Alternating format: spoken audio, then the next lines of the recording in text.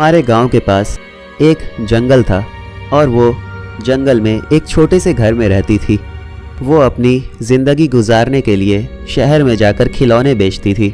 लोग उसे bloody Mary के नाम से जानते थे और ये कहते थे कि वो एक डायन है। किसी भी इंसान की इतनी हिम्मत नहीं थी कि वो उसके घर के पास से गुजर जाए, क्योंकि सभी को इस बात का डर होता था कि कहीं उनके बच्चे बीमार ना हो जाए या उनके जानवर मर ना जाएं और तमाम चीज़ें। कुछ वक्त के बाद मेरे गांव के लोग काफ़ी परेशान थे, क्योंकि हमारे गांव से एक एक करके बच्चे गायब हो रहे थे। किसी को नहीं पता था कि वो कहाँ है, किस हाल में है। हमने उन्हें हर जगह तलाशा, जंगल में, आसपास की बिल्डिंग्स और जो कुछ भी मुमकिन था वो सारे काम हमने किए, लेकिन उनका कुछ पता नहीं चल रहा था। पूरा गांव इस बात को लेकर बहुत परेशान था और कुछ लोगों ने कहा कि हमें ब्लडी मैरी के घर की तलाशी लेना चाहिए, क्योंकि वो एक डायन है और हो सकता है कि बच्चों को उसने छिपा कर रखा हो। पूरा गांव इस बात पर तैयार हो गया और हमने ब्लडी मैरी के घर की तलाशी ली। वहां हमें कुछ नहीं मिला। जब हमने ब्लडी मैरी से बच्चों के बारे में पूछा तो ब्लडी मैरी ने कहा कि उसे कुछ नहीं मालूम। लेकिन एक बात अजीब थी कि ब्लडी मैरी पहले से ज़्यादा सुंदर लग रही थी और जवान भी। उसे देखकर ऐसा लग रहा था कि मानो उसकी उम्र वापस लौट रही हो। पर मैंने इस बात को नज़रअंदाज किया और हम वहाँ से वापस आ गए। अगली रात मेरे पड़ोसी ईशान, उनकी छोटी बेटी, घर से निकली और जंगल की तरफ जा रही थी। उसे देखकर ऐसा लग रहा था कि जैसे वो किसी आवाज़ का पीछा कर रही हो, ऐसी आवाज़ जो शायद मुझे ना सुनाई दे रही हो। थोड़ी देर के बाद मुझे ईशान और उनकी पत्नी की आवाज़ सुनाई दी। वो अपनी बेटी को आवाज़ दे रहे थे। मैं भागकर उनके पास गया। मैंने उन्हें बताया कि आपकी बेटी जंगल की तरफ जा रही है। इस बात का शोर पूरे गांव में हो गया और वहां पर काफ़ी लोग आ गए थे। हम सभी एक साथ उस बच्ची को ढूंढने जंगल की तरफ निकल गए। कुछ दूर जाने के बाद हमें वो बच्ची दिखाई दी। वो हमसे थोड़ा दूर थी। मैंने उसे ज़ोर से आवाज़ देकर पुकारा, लेकिन वो रुकी नहीं। वो बस आगे बढ़ती चली जा रही थी और हम सभी उसके पीछे पीछे आगे बढ़ रहे थे। कुछ दूर जाने के बाद हमने देखा कि एक बड़ा सा पेड़ था जिसमें एक अजीब सी रोशनी आ रही थी। वो बच्ची उस पेड़ के नज़दीक जा रही थी।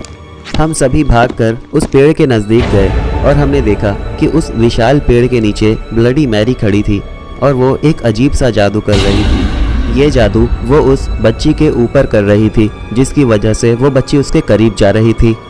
जब ब्लडी मैरी की नज़र हमारे ऊपर पड़ी तो वो वहाँ से भागने लगी।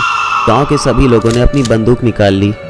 मैंने ब्लडी मैरी को 3 गोली मारी, लेकिन उसे कुछ नहीं हुआ। मुझे ये बात समझ में आ गई कि ब्लडी मैरी एक डायन है और वो ऐसे नहीं मरेगी। इसलिए मैंने अपनी बंदूक में चांदी की गोलियां डालकर उसका पीछा किया और जैसे ही मुझे ब्लडी मैरी दिखाई दी, मैंने उसे एक गोली मार दी और वो उसी वक्त ज़मीन पर गिर गई। गाँव के लोग ब्लडी मैरी को खींचकर एक मैदान में लेकर आए। वहाँ लाने के बाद उन्होंने ब्लडी मैरी को एक सूखे पेड़ से बांध दिया और उस पर पेट्रोल डालकर उसे जला दिया।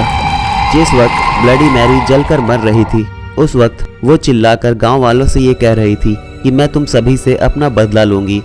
उसने कहा कि जब कभी अंधेरी रात में आईने के सामने तुम मेरा नाम 3 बार लोगे तो मैं वहाँ आकर तुम्हें जान से मारूंगी और ये सिलसिला सदियों तक चलेगा। ब्लडी मैरी की मौत के बाद गांव के लोग दोबारा जंगल में गए। वहां उन्हें कुछ कब्र मिली जिन पर कोई नाम नहीं था। वो कब्र ब्लडी मैरी के घर के पीछे थी। देखने पर पता चला कि वो कब्र उन बच्चों की थी जो गुम हो गए थे। ब्लडी मैरी शैतानों को उन बच्चों की बलि चढ़ाती थी। ऐसा करने से वो दोबारा जवान और खूबसूरत हो जाती। उस दिन से हमारा गाँव ब्लडी मैरी को हमेशा के लिए भूल गया और किसी ने भी ब्लडी मैरी का नाम लेने की बेवकूफ़ी नहीं की। कहते हैं कि रात के वक्त जब आप आईने के सामने खड़े होकर ब्लडी मैरी का नाम 3 बार लेते हो तो ब्लडी मैरी उस आईने से बाहर निकलती है और आपकी रूह को खींचकर उस आईने में लेकर चली जाती है और आपकी आत्मा हमेशा के लिए उस आईने में कैद हो जाती है। ब्लडी मैरी को बुलाने की कोशिश बहुत सारे लोग अक्सर करते रहते हैं, लेकिन ब्लडी मैरी वहाँ नहीं आती। दरअसल ब्लडी मैरी को बुलाना इतना भी आसान नहीं है जितना लोग समझते हैं। ब्लडी मैरी को बुलाने के लिए एक टूटा हुआ आईना चाहिए और उसके सामने 5 अलग अलग रंग की मोमबत्तियाँ। अंधेरी रात और सबसे ख़ास बात, उसे बुलाने वाला उस गांव का होना चाहिए जिस गांव में ब्लडी मैरी की मौत हुई थी। ब्लडी मैरी को बुलाने के लिए ये सब कुछ होना बहुत ज़रूरी है। ब्लडी मैरी की मौत के बाद हमारे गांव में सब कुछ ठीक चल रहा था। चारों तरफ खुशहाली थी। गांव के सारे लोग अपनी ज़िंदगी में खुश थे और मैं भी। उस मनहूस किस्से को ख़त्म हुए आज 2 साल बीत चुके हैं और मेरी खुशियों को न जाने किसकी नज़र लग गई। मेरी माँ की मौत हो गई। मेरा एक प्यारा सा परिवार था जिसमें मेरे डैड, मेरी माँ, मेरा छोटा भाई और मैं था। माँ के चले जाने के बाद अब ऐसा लगता है जैसे वक्त रुक गया हो। उनकी कमी हम हर दिन महसूस करते हैं। माँ की मौत हुए सिर्फ 6 महीने गुजरे थे और हमें पता चला कि डैड ने दूसरी शादी कर ली है। ये जानकर मुझे और मेरे भाई को कोई खुशी नहीं हुई, लेकिन हमें इस बात का कोई दुख भी नहीं था। अब हमारे घर में हमारी एक नई माँ थी और हम उनके बेटे सिर्फ नाम के लिए। उनके दिल में हमारे लिए कोई हमदर्दी नहीं थी, ये मैं अच्छी तरह से जानता था। उस औरत ने मेरे डैड से शादी सिर्फ पैसे के लिए की थी और धीरे धीरे उसने अपना असली रंग दिखाना शुरू किया।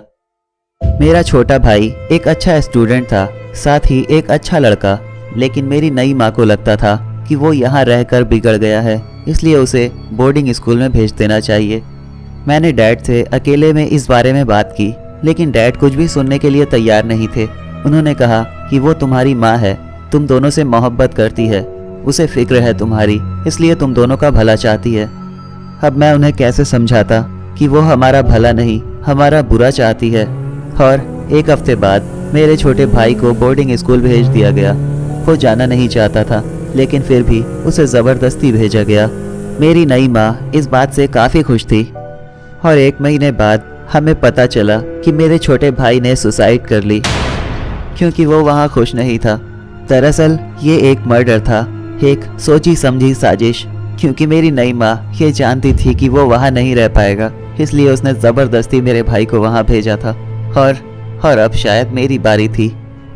मैं आर्ट्स में अच्छा था, लेकिन मेरी नई माँ ने मुझे साइंस पढ़ने पर मजबूर कर दिया और ये उसकी बदकिस्मती थी कि मैं साइंस में रहकर भी अच्छा कर रहा था और मैं सुसाइड करने वालों में से नहीं था।